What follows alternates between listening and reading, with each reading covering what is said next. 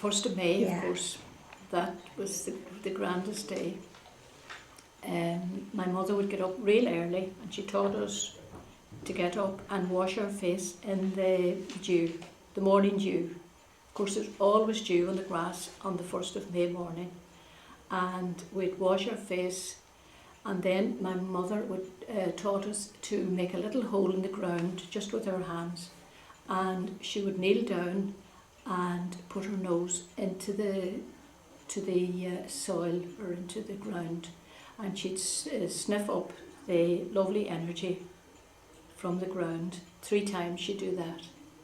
So this year I was away on the 1st of May.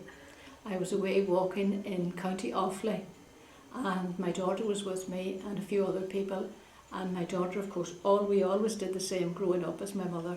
And my daughter and I said, where are we going to go to get grass? We were in a little village in County Offaly called Kennedy. And anyhow, we looked around and we found a grand garden with grass in it. And we went in, the 2 of us, and lay down, washed our face in the grass, and then we stuck our nose into the ground. And the next thing we got up, there were people around us looking at us to see what was going on. And they didn't know what was wrong. People used to cut a branch of, I think it was a hawthorn tree, and stick it in the midden and tie ribbons to it or flowers and kind of sing around it, you know. That was the day that was the day that the fairies resurfaced, you know. They hibernated from the end of October, beginning of November to May Day.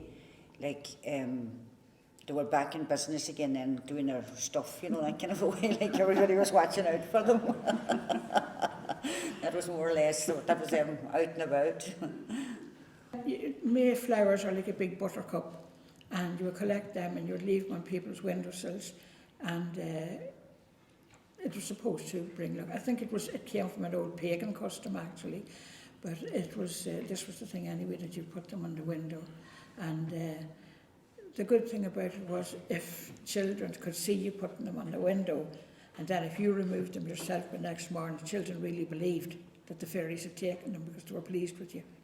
Like, you know how some people, they leave off their vest in May or June, you know, for the summer because you're wearing a heavy clothes during the winter. But they used to tell us not to cast anything off until May is finished. So they would say, don't cast a clout till May goes out. You have to keep your petticoat on you. Yeah. Well, then they used to go out on the May Eve, like the last day of April. Before sunset they would go out and they would gather the yarrow. That's a weed. And you would pluck the weed, this yarrow, and you would bring it with you and you put it under your pillow. And you would say this rhyme, you would say, yarrow, good morrow, fair yarrow, and thrice good morrow to thee. And by this time tomorrow, you will tell me who my true love will be.